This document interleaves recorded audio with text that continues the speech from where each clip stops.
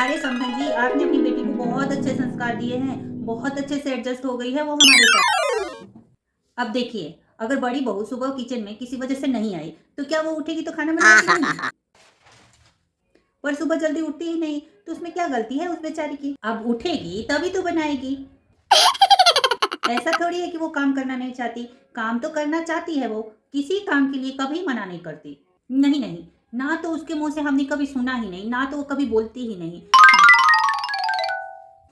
बस बहाने इतने अच्छे बनाती है ना कि एक बहाना कभी रिपीट नहीं करती, और इतने अच्छे बहाने कि पूछो। सोशल सोशल तो वो इतनी है कि उतना सोशल कोई हो ही नहीं सकता। वो इतनी सोशल है कि हर सोशल मीडिया पर उसके अकाउंट है, और हमारे रिश्तेदार उससे हमेशा खुश रहते हैं।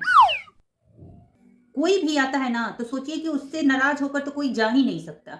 सब उससे इतना खुश रहते हैं कि पूछिए मत। वाओ! क्योंकि है ना, वो अपने कमरे से बाहर निकलती ही नहीं है। कोई उसके कमरे में जाएगा तब उससे मिलेगा ना। वो बाहर आती नहीं है तो कोई उससे मिलता नहीं है, और ना कोई उससे मिलता है और ना उससे कोई गुस्सा होता है।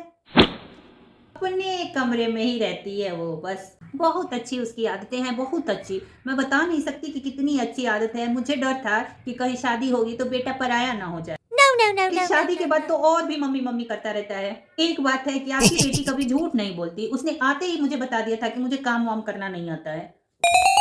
अपनी सारी प्रॉब्लम मेरे से शेयर कर दी थी कि जैसे मेहमान आएंगे तो वो मेहमान नवाजी नहीं कर सकती भाई, क्योंकि उसके पैर दुखने लगते हैं, तो वो मेहमान नवाजी नहीं कर सकती। बिल्कुल मुझे वो अपनी माँ समझती है। जैसे आपसे बहस करती होगी ना, वैसे सेम टू सेम मेरे से भी बहस करती है। अब बस ये समझ लीजिए ना कि हमारा घर एकदम स्वर्ग बन गया है ना, कि बस इसी बात का इंतजार है कि कब हम स्वर्गवासी बन जाएंगे। चलिए समझन जी, ठीक है, बाय।